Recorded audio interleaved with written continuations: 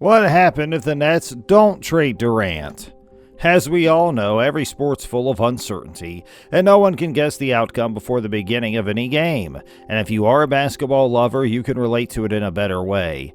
Even the very last second of a basketball game can change the results, right? Well, this is the situation inside of the court, but nowadays, each and every game's played outside of the court first. Does that make sense? Want to know what we're trying to make you understand? Well, that's why we're here. Hey, Freds, welcome back to Hoops Today, where today we talk about a hypothetical situation.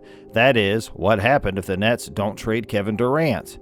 Are you people excited to check out this video with us today? Make sure you join up right now, and please hit that bell icon to subscribe to our channel for all the great content.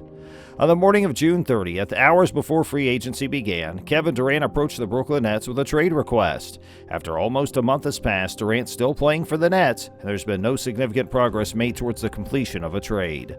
The expectation of the Brooklyn Nets was that there would be a competitive bidding process for Kevin Durant's services prior to the start of his new 4-year, $194 million agreement the following season. Instead, there have been a general lack of activity in the transfer market, and it's being stated that teams around the league are hesitating to make their best and final bids at this time. However, despite the fact that he is still one of the very best players in the game, and very probably one of the top 15 or so players in NBA history, Durant will turn 34 years old during the upcoming season.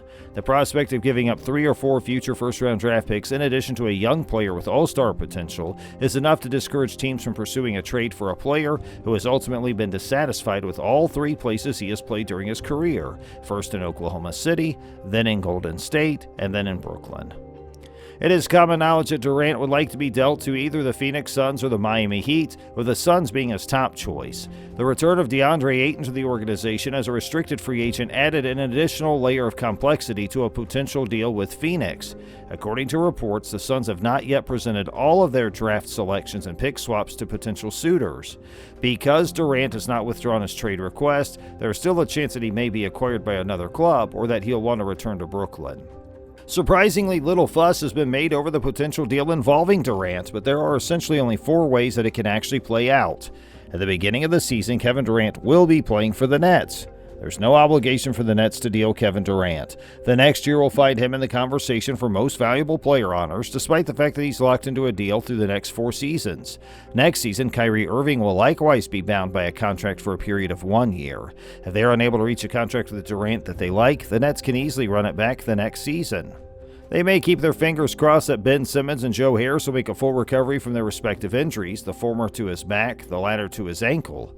They can also bank on Royce O'Neal finally giving the team a real 3-and-D wing, hope that the free agency signing of TJ Warren will rediscover the incredible scoring punch he showed in the bubble, and hope that Nick Claxton will improve enough to be an above-average starting center, and hope that TJ Warren also rediscovers that scoring punch as we mentioned. Even though Simmons and Harris's health is still a major concern, the Nets have a chance to compete for a playoff spot in the Eastern Conference if both players can get to their full potential for the upcoming season. Even if everything went perfectly for them, I would still rank them behind the Milwaukee Bucks, the Boston Celtics, and the Philadelphia 76ers, and I suspect I'd probably also rank them beneath the Miami Heat. Despite the fact that KD and Kyrie have both asked to be traded, there's still a good chance that they will play for the Nets during the upcoming season. There's also the possibility that Durant begins the year with Brooklyn and then is subsequently dealt at some point throughout the course of the season. That was the conclusion reached about James Harden's trade request in Houston. At the moment, it's beginning to appear as though KD's return to Brooklyn is the scenario that's most likely to occur. The second scenario is that Kevin Durant could continue to hold out in hopes of being traded. The Nets have been informed by Durant that he does not wish to continue playing for them. Anyone who's watched KD's career closely knows that he eats, sleeps, and breathes basketball, which is why it's probable that he'll put his ego aside and return to the floor. However, it is important not to dismiss out of hand the possibility that Durant may skip training camp and subsequently games in order to coerce the team into trading him. We saw the same scenario play out with Ben Simmons in Philadelphia the year before, and he finally got what he wanted at the trade deadline by being sent to Brooklyn. This happened just last year. If Irving is moved before the start of the season, it seems more probable that Durant will sit out games. I believe that Durant will play with Irving whenever he's on the court for Brooklyn, as long as Kyrie is there playing. On the other hand, the Nets can't completely exclude the possibility that KD will continue to hold out until he receives what he wants from the team. Option 3, the Suns get Kevin Durant in a trade. If Kevin Durant has his way, he would be sent to the Phoenix Suns so that he could team up with Devin Booker. Even though DeAndre Ayton has re-signed with the Suns, there may still be a trade that can be made, but will presumably include the Suns giving up 4 unprotected first-round selections in exchange for other picks and other considerations. If this scenario does not play out, Phoenix will have to get inventive in order to convince other clubs to participate in the multi-team arrangement. The Suns should give all they have in order to make a deal for Kevin Durant. According to a report by Brian Windhorst of ESPN, the Suns have not been willing to provide all their draft selections in exchange for Durant. From a personal standpoint, I believe it to be ridiculous. The Suns have a long tradition of being a bad franchise, and as a result, no one wants to play for them. They have never been crowned champions in the past. The idea that one of the 15 best players of all time, who is already contracted for another 4 years, truly wants to come to Phoenix ought to be the biggest reason for joy that one could ever imagine. If they were to acquire Durant in exchange for a number of future draft selections and Michael Bridges, their chances of winning the title in 2023 would be significantly improved. There is without a doubt the possibility of loss, but there's also the possibility of loss if one does not trade for KD. The Suns ought to make every effort to get his services by whatever means necessary. And option number 4, Kevin Durant is sent to an unnamed team after being traded. It seems as though the Nets want to respect Kevin Durant's wishes about his trade request, but at the same time they need to make the greatest possible transaction for their business.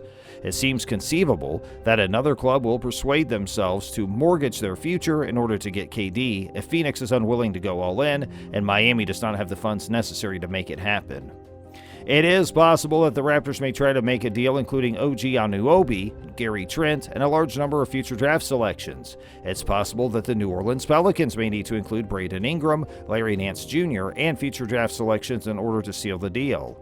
It's possible that the Denver Nuggets could include Jamal Murray and Michael Porter Jr. in a package that they offer the Grizzlies in exchange for Kevin Durant and Desmond Bane. Would Brooklyn be able to get anything in return for Lonzo Ball or Patrick Williams, Ayu Dosunmu, and all of Chicago's future picks if they were traded there? There does not appear to be any resolution in sight for Durant's request to be traded. The entirety of the league will be keeping a close eye on it until it finally takes place. So friends, I think we're at the end of today's video. I sincerely hope you enjoyed the video, and if you did, please give the video a thumbs up, smash the subscribe button, and make sure you press the bell icon too so you never miss out on any updates from us. Let us know what you think. Where do you think Kevin Durant will wind up at the end of the day? Will he go to Phoenix? Will he go to the Miami Heat and help get them over the hump and be a part of Heat's culture? Or will it be an up-and-coming team like Toronto or New Orleans that gets him? Or at the end of the day, do you think he will indeed play out his contract with the Brooklyn Nets, especially if Kyrie Irving stays there as well and he isn't traded by the Nets? There's a lot of options and a lot of ways this can go for one of the best players in NBA history. Hey, thanks for hanging out with us today, and have a great rest of your day. Thanks for watching!